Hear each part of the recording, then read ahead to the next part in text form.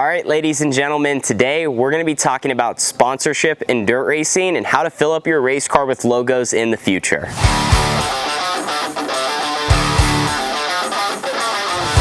So in the industry that we are in, you would not believe how often I get asked, Tanner, how do I get sponsors? What is your advice? What do I need to do better? How do I get more funding for my operation? And when people say this, I almost laugh a little bit because I feel like they're asking like there's a secret formula that they need to know to make it happen that would just have sponsors lined up out the door. And that's actually where I wanted to get all this started. See, before I get into some of my tips on what I would recommend to get, companies on your race car, like you see this beautiful one here, the Boss, and you can scan this QR code and check out their website. Because see, there are companies out there that want to advertise in our sport. And when you're in your journey with your race team and you're trying to gather sponsorship and build things up, like you got to remember that it is hard work and there's no secret necessarily to making it happen. It's just a grind. We could literally sit here for hours and talk about it all day long, and you could go through story after story of pitching people and presenting and being told no and maybe being told maybe next year or come see me again in a week. And especially because of where things are at today with the economy and where the world is at, you could argue that now it's even tougher to find sponsors than ever because people don't necessarily just want to spend some of their money and give that up. They want to hold on to it. So that's the first thing I wanted to debunk, that there's no secret to getting sponsors. It's literally all hard work. It takes time and you just got to put as much effort into it and give it your best. And the second thing I want to debunk, and this is so important, I think a lot of people miss this. See, us dirt racers, we got problems. We're always trying to get more. We never have enough. We're always trying to find that next big person that wants to put money into our program. And it's okay because we all do it and there's nothing wrong with it, but you need to remember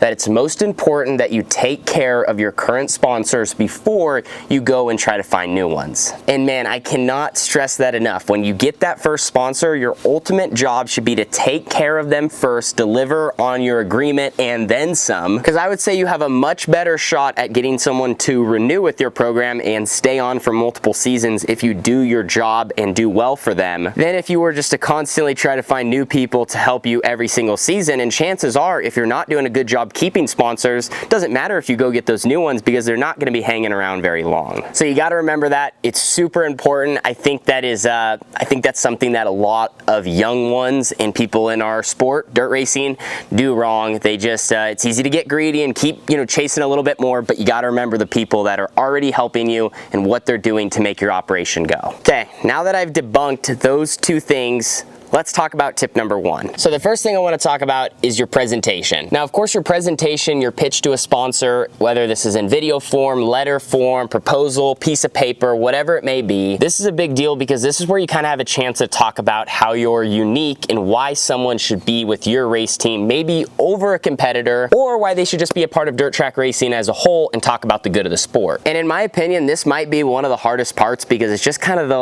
getting started. You have to put in the effort to write it all up, go through, make sure your grammar's correct, your spelling, your sentences make sense. It's like all the information they need, but broken down into a simple, easy to read form, and it's quick because, most times people you're pitching and you need them to partner with your team, they don't have all day. And like I said, this is a difficult task because you're trying to talk about who you are, what you do, what your schedule's going to be, maybe what your car is going to look like, here's some of your packages, and all of that needs to be in a handful of pages, I would say. And what's actually neat about it is you're building a template. So you're making a piece and then every season you're just improving on it. Maybe you're making adjustments, your goals change, whatever the case may be, but you do it right one time and then you can just kind of keep working on it into the future. Okay, so now that you need to have something to present, because there's no way, and I'm serious, there's no way that you're gonna go get sponsorship without having something that talks about your team. Moving into my second tip, in simple terms, sponsors don't just care about winning. And don't get me wrong, we all care about winning. We all want to be winners. We all want to be with the team in victory lane. We want to be that driver. Unfortunately though, if 30 guys show up to the track, 29 of them are going to go home losers.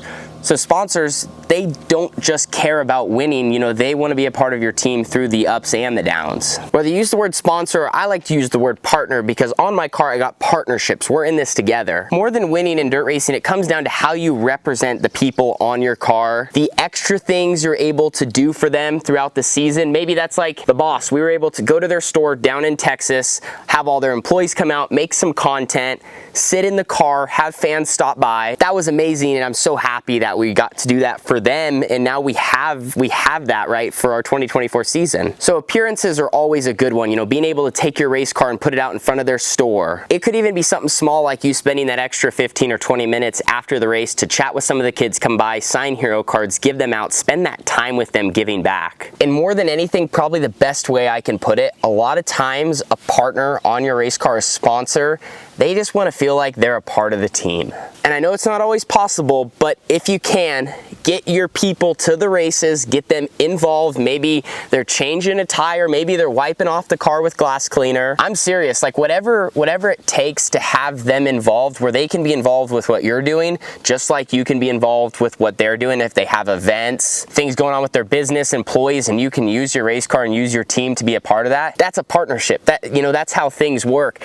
And so this all kind of moves me into tip number 3, which is actually even more important than the first 2. I got it here on my thing. It's so important that I read it correctly. Tip number 3, getting sponsors is all about relationships, not transactional. Let me explain that better for some of the younger ones. It's like what we got right here. It's not about the money on either side. It's about what we have. And this tip actually is really not even specifically about dirt racing. This is probably life and business in general. I would say 9 times out of 10, your partners, they care about the relationship that they have with you. They don't want to just hand you a check, you run off and do your thing, and you don't come back and see them until it's time to, you know, hey, maybe get sponsorship for the next season. And this goes back to them wanting to be involved and you wanting to keep them involved. It's checking in with your sponsors, updating them, sending them pictures, text, phone calls, going and seeing them at their local business. Like I said, just staying tuned in. You know, for us, like a lot of times, even it's just something as simple as some of our partners in town stopping by and dropping off some t-shirts and maybe a gift card to a local restaurant. Through dirt racing, I've been able to form a lot of awesome partnerships, but literally friendships in some of the people that are closest to myself and my family. And that's just what's so great about it. So I think that's what your end goal should always be. Don't get me wrong, at certain levels and in certain situations, you might have some that are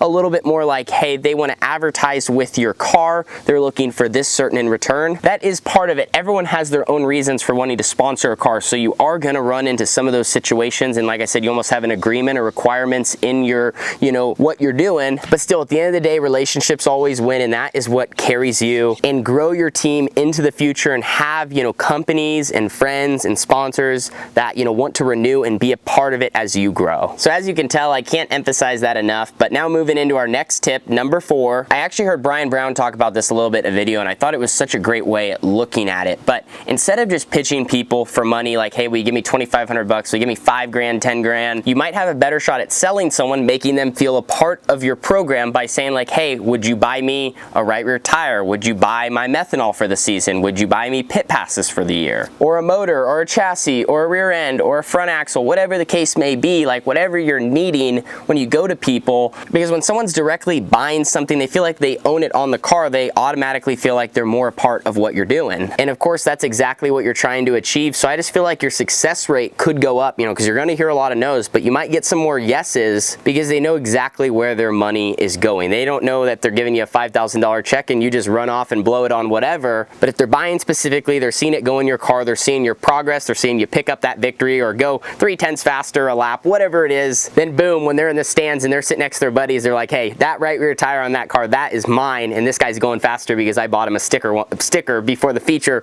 went out, and he's ripping. So I just thought that was a cool way of going about it. Kind of goes back to the presentation. It's all in how you sell to someone, and little things like that could really make a difference and bring someone into your operation. So now we're on tip number 5. This is another thing I think a lot of people probably do wrong. I've been guilty of it before too, so I can't say much. But if you're trying to acquire more sponsorship, your race car should look like you need sponsorship. If I told you right now that my car has 0 actual partners, these are all just stickers I put on for fun, how would I ever have a chance at getting more sponsors? This is actually what we did last year in 2023 when we went with more of a simple design.